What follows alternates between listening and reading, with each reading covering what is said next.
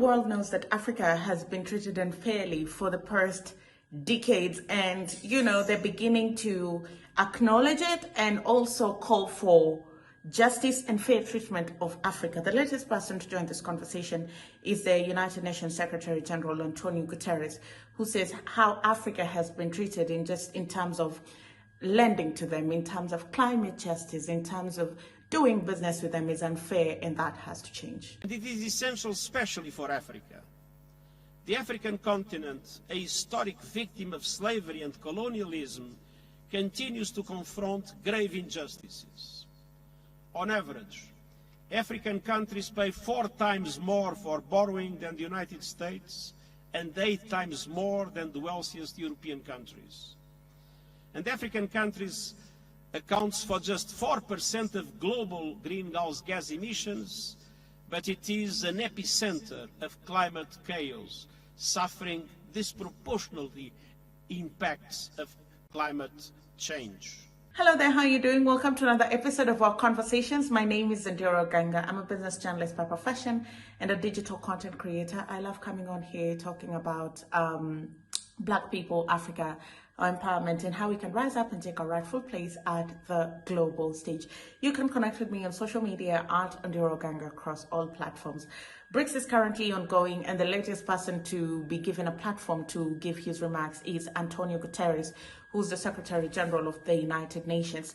And even though the UN has come under a lot of criticism with how it has treated Africa, some African countries and developing countries, I think at the BRICS summit, he came out and he was very equivocal and very categorical in what he said. He came with one agenda, and I think his agenda was to make sure that members of BRICS and developing countries felt seen, felt heard, and sort of gave them the reassurance that irrespective of most of the decisions that the UN makes, the UN sees what's happening to them, and the UN is keen to make things right. The first point he spoke about was multilateralism and the importance of having that, because BRICS breaking out and gaining its own momentum and power has made the world rethink organizations and how people cluster together and the cocoons that people form.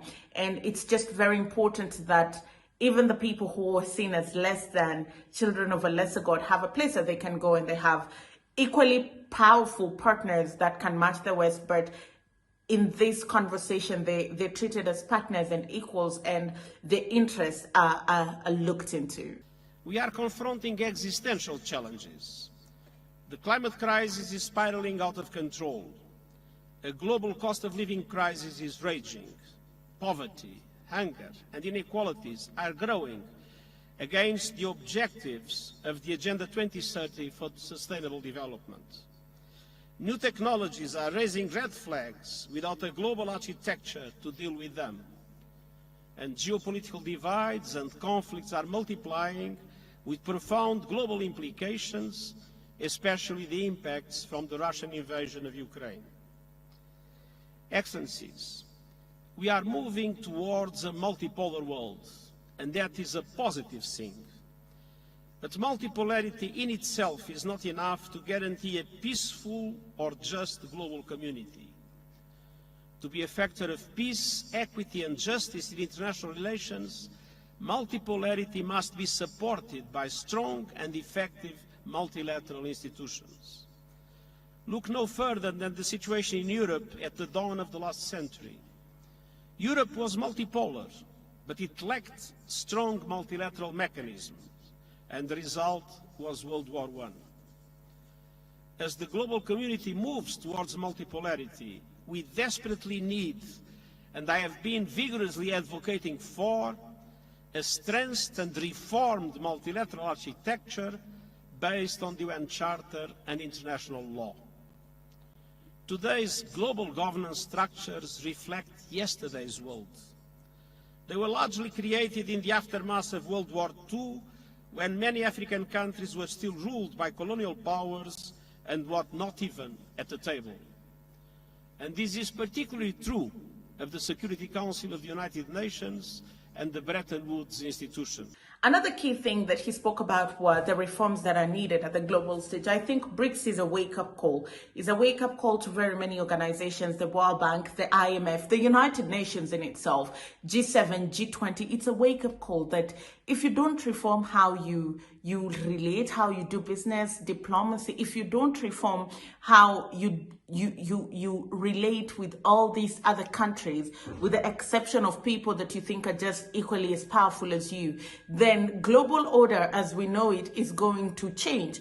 And so instead of waiting for that disruption, it's important that we disrupt ourselves. It's important that we start making the changes now so that we don't have to go through a painful disruption in the near future. For multilateral institutions to remain truly universal, they must reform to reflect today's power and economic realities and not the power and economic realities of the post-Second World War. In the absence of such reform, fragmentation is inevitable. And we cannot afford a world with a divided global economy and financial system, with diverging strategies on technology, including artificial intelligence, and with conflicting security frameworks. The IMF estimates that such a fracture could cost 7% of global GDP, a cost that would be disproportionately borne by low-income countries, mainly in Africa. And so I've come to Johannesburg with a simple message. In a fracturing world with overwhelming crises, there is simply no alternative to cooperation. We must urgently restore trust and revigorate multilateralism for the 21st century. And this requires the courage to compromise in the reforms that are necessary for the common good. And it requires full respect for the UN Charter, international law, universal values, and all human rights, social, cultural, economic, civil, and political. And it requires much greater solidarity. One of the most important things to me that he spoke about was the unfair treatment of Africa at a global stage, and not just Africa, but developing countries. When you're not as developed as the rest of the world, already you have one arm tied behind your back, but to do business with these other people, they'll force you to put your other arm behind your back. And that puts you at a great disadvantage. Africans, when they're borrowing, or developing countries, when they're borrowing money from international organizations, they pay heavy interest rates. Now, as a business journalist, I'm going to be objective here and say it's all a matter of risk. When you're looking at it from a pure business point, it's risk. If you're a high-risk client, then I'm going to slap higher interest rates on you because I don't know if you'll pay me back or not. But then, these are countries that have natural resources. These are countries that are developing. If in all fairness, you want to do business with these countries, you can do business with them on fair terms. Here you are giving them money at exorbitant rates, but you have your multinationals in these countries, doing whatever they do to their natural resources. So you know that these people have the wealth that they can use to back up those loans, and you can give them those loans at fair interest rates. You know that you can put conditionalities on those loans that can ensure that they're diligent with the money, but you don't want to do that. You want to quickly profit off of this, guys. You understand? The IMF will quickly say, introduce new taxes. But the IMF can also say that you have to account for every coin. And if you're a corrupt country, depending on your corruption index, we're not going to give you money. There are different ways that you can do business with these people, but we always take the shortcut, the easy way out. And that is not to fully lay blame on international organizations. Africans also have to take some responsibility as to why they're in this mess. But along the way, something has to change, and for BRICS, I think, and the formation of the new Development African Bank, it's going to be a game changer. And so Antonio Guterres is saying, moving forward, we have to inject some justice and restore justice and balance in the way we've been doing business with Africa and developing countries. And it is essential, especially for Africa. The African continent, a historic victim of slavery and colonialism, continues to confront grave injustices.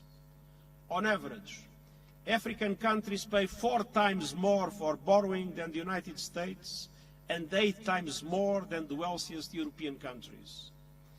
And African countries accounts for just 4% of global greenhouse gas emissions, but it is an epicenter of climate chaos, suffering disproportionately impacts of climate change. And so looking ahead, I saw two priorities for action and justice. First, on the economic front, redesigning today's outdated, dysfunctional and unfair global financial architecture is essential, but I know it won't happen overnight. Yet we can and must take practical action now. The Sustainable Development Goals stimulus I have proposed, an effective debt workout mechanism, and other steps necessary to multiply the resources available for developing countries are vital for sustainable development in Africa and to give options to African governments to support the development of their peoples. We must also drastically step up climate action and climate justice. I have put forward the Climate Solidarity Pact, in which developed countries provide financial and technical support to help emerging economies in Africa and beyond to promote an equitable and just transition to renewable energy. And I have presented an acceleration agenda to boost these efforts, with developed countries committing to reach net zero emissions as close as possible to 2040 and developing countries as close as possible to 2050. And developed countries must also finally keep their promises to developing countries by meeting the 100 billion goal, doubling adaptation finance, replenishing the Green Climate Fund, and operationalizing the Loss and Damage Fund this year. And as a matter of justice, Africa must be considered a priority in all these efforts. Well, that's all I had for you in this episode of our conversations. My name is Ondiro Oganga. I'll see you again next time. Like this video, share it with a friend, and leave a comment down below.